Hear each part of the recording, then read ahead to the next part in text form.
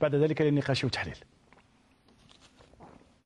بثلاثية نظيفة انتهت مقابلة فريق أمل بوسعادة وغير المعسكر لصالح البوسعاديين في الدقيقة 20 وعن طريق مراوغة سريعة في منطقة عمليات غير المعسكر. عرقلة صريحة للاعب بن يحيى لم يتردد حكم المباراة بوزرارة من إعلان ضربة جزاء. صدها الحارس بن شريف، لكن سرعة اللاعب اللوطي أعادت الكرة لبيطام ليسجل أول أهداف المباراة. لأمل بوسعادة كان ذلك في الدقيقة 23.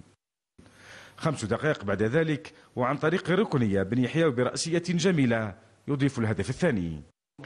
استمرت سيطرة أمل بوسعادة على المباراة.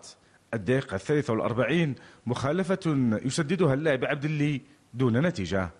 دقيقة بعد ذلك اللاعب صوتي وجها لوجه أمام الحارس بن شريف يضيع الهدف الثالث، حيث انتهت نتيجة الشوط الأول.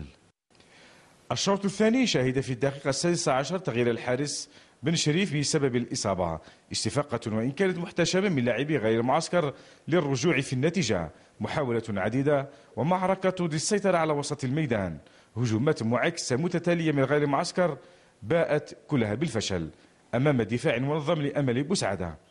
اللاعب البوسعادي البديل نايت يضيع في لقطة سريعة هدفا ثالثا محقق في الدقيقة 42 من المقابلة. دقيقتين بعد ذلك وإثر خطأ فادح من مدافع غير معسكر مادور تمكن بيطام من إضافة الهدف الثالث. فرحة كبيرة لأنصار أمل بوسعادة بهذه النتيجة التي حققها فريقهم في هذه المباراة التي استمرت بهذه النتيجة إلى غاية نهايتها ب4 بطاقات صفراء وبروح رياضية عالية.